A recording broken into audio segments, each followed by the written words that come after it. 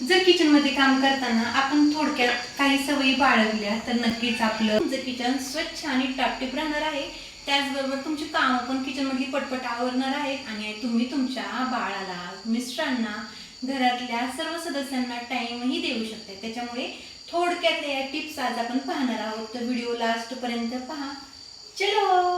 बघा, आपल्या सर्वांचीच आहे ना दिवसाची सुरुवात ही चहापासून होत असते आणि चहाशिवाय असं कोणतंच घर नाही आहे की तिथे ते सुरुवात होत असेल. क्वचित काही जे स्वतःच्या शरीराकडे जास्त लक्ष देत असतील त्यांच्या घरात शक्यतो पण सकाळचा चहा होणार नाही, पण आपण सर्व गृहिणींच्या घरात एक तरी कप सकाळचा नक्कीच बनत असतो.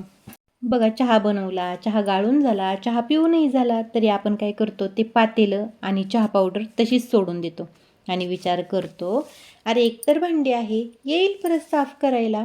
पण या चुकीमुळे आपल्या घरात काय होतं, चिलटांचा जन्म होतो. मग ते पातेलं आपण तसंच ठेवून देतो. मग काय होतं, ती जी चहा पावडर आहे ना ती पातेलीला एकदम घट्ट म्हणजे अशी चिटकून बसते. त्यामुळे काय करायचं, चहा गाळून झाला की ते पातेलं ओलं आहे तोपर्यंतच पातेल्यामध्ये पाणी टाकून ती चहा पावडर व्यवस्थित अशी 2-3 पाण्याने स्वच्छ धुवून घ्यायची. आणि नंतरनं ते पातेलं तुमच्याकडे जर एखादी म्हणजे लेडीज कामासाठी भांडी वगैरे घासण्यासाठी येत असेल तर तुम्ही ते पातेलं एकदम स्वच्छ करून तसं ठेवूही शकताय. पण जी चहा पावडर आहे ना तिचा आपण वापर करू शकतो. ती आपण अशीच न फेकून देता पहा, चहा गाळणीतून म्हणजे स्वच्छ असं धुवून घेतलं ना, ती एखाद्या प्लेटमध्ये काढा किंवा एखाद्या वाटीत काढा आणि ती सुकायला ठेवा. आणि ती चहा पावडर सुकल्याच्या नंतरनं तुम्ही आहे ना ती तुमच्या दारात जर गुलाबाचं झाड असेल तर तुम्ही त्याच्या म्हणजे तिथे पण तुम्ही ती टाकू शकताय.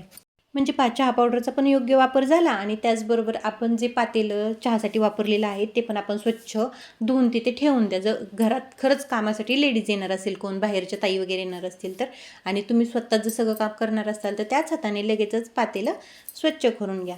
बघा, त्याचबरोबर चहा झाला, चहा हे केल्याच्या नंतरनं पहा थोडंसं किचन थोडंसं इकडं तिकडं घाण होत असतं, तर तुम्ही ते सिंक पण लगेच स्वच्छ करून घ्या. आणि सिंक स्वच्छ करण्यासाठी आहे ना एक सेपरेट घासणी ठेवा.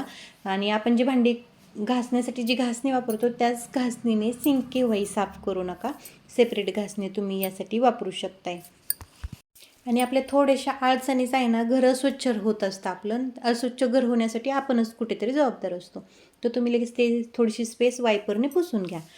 बघा, आपण स्वयंपाक करताना आपल्या मागे खूप धावपळ असते, पण तरीही स्वयंपाकात जे रोज लागते तो म्हणजे तेलाचा डब्बा किंवा किटली किंवा जी काही बॉटल डब्बा आपण वापरत असतो स्वयंपाकासाठी. ते स्वयंपाक झाला की एक हात मारून लगेचच ते स्वच्छ पुसून ठेवून द्यायचं. याने काय होईल बघा, जो भांडी घासताना तेलाच्या डब्यावरती जाड आणि घट्ट थरसा असतो ना तोच असणार नाही आणि याने आपले किचनही स्वच्छ दिसते.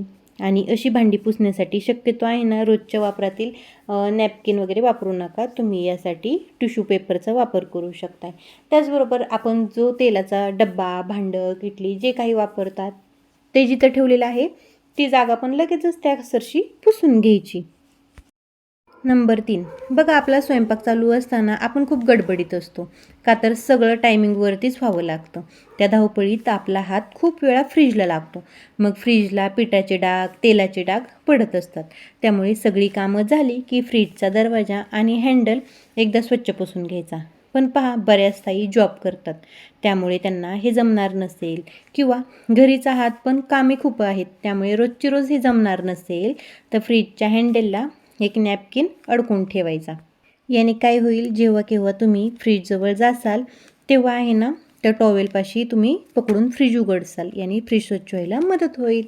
नंबर 5, ज्यावेळी आपण पोळ्या भाकरी बनवतो त्यावेळी पोळपाटाखाली आहे ना किंवा परातीखाली एक न्यूजपेपर घ्या किंवा एखादा टॉवेल घ्या किंवा एखादी तुम्ही न वापरणारी ओढणी घेतली तरीही चालेल. याने काय होईल, याने किचन तुमचं खराब होणार नाही. जर कापड वापरत असाल तर ते कमीत कमी आहे ना 2-3 दिवसातून एकदा स्वच्छ धुवून घ्या. त्याचबरोबर पेपर असेल तर तुम्ही पेपर झटकून ठेवून दिला तरीही चालेल, तोच वापरला तरीही चालेल. त्या चपात्या बनवून झाल्या की पोळपट लगेच स्वच्छ धुवून ठेवू शकताय तुम्ही. यानेही किचन आपलं टापटीप आणि स्वच्छ दिसत असते. आणि त्याचबरोबर या सवयीमुळे आहे ना आपल्या किचनमध्ये कॉक्रोच होणार नाही, म्हणजे झुरळंसुद्धा होणार नाही आहेत. बघा, स्वयंपाक करताना आपला बराचसा टायमिंग हा किचनमध्ये जात असतो. मग आपल्याला काय होतं, थोडासा कंटाळा येऊन जातो. असं वाटतं थांबा थोडं रेस्ट करावी, बसावी आणि नंतर मग जेवण वगैरे झाल्यावरती किचन साफ करता येईल. पण असं करू नका. याने किचन आपलं अजूनच जास्त खराब होऊ शकते आणि जेवण झाल्यानंतर तर अजूनच कंटाळा येऊन जातो. त्यामुळे काय करायचं, स्वयंपाक झाला, गॅस थोडासा थंड झाला, म्हणजे भांडी वगैरे घासू तोपर्यंत गॅस थोडासा थंड झाला की लगेच थोडंसं स्प्रे करा आणि किचन स्वच्छ पुसून घ्या, किंवा तुम्ही घासून घेतलं किचन तरीही चालेल. बघा, स्वयंपाक कोणी सकाळी सगळा स्वयंपाक करून घेतं, कोणी दुपारी करतं, कोणी म्हणजे टायमिंग ठरलेले असतात. आता आम्ही तिघेच घरी राहतो. परीचा टिफिन होतो, आमचा सकाळचा नाश्ता होतो, त्यानंतर माझा स्वयंपाक दुपारी असतो. तर माझं किचन दिवसामध्ये 3 ते 4 वेळा मी स्वच्छ करत असते. कारण काय होतं, थोडंसं म्हणजे गरम गरम जरी आपण अन्न, आणि शक्यतो करून अन्न हे ताजेच असावे खाताना, त्यामुळे मी होता येईल तेवढा आपलं रिलॅक्समध्ये स्वयंपाक करण्याचा प्रयत्न करत असते.